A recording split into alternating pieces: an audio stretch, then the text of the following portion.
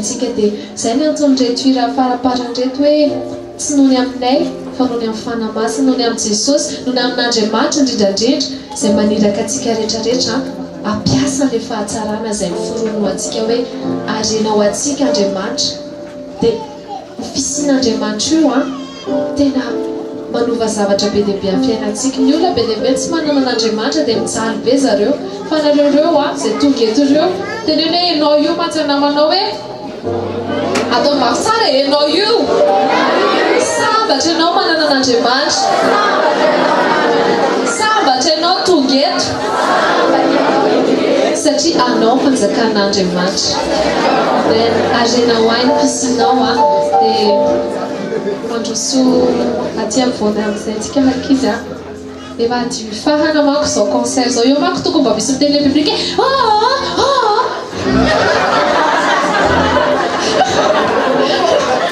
anyany zany fa hariva koa ny andro dia aleontsika hideran'Andriamanitra am-pifaliana hifalitsika satria harena ho antsika ilay tompontsika.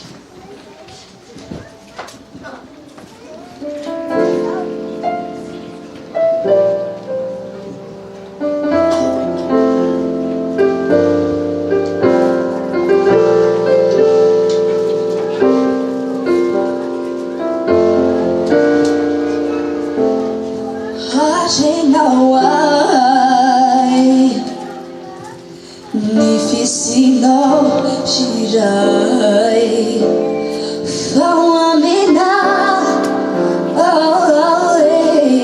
tena miainao fantacholo chanimumba ni fabulatino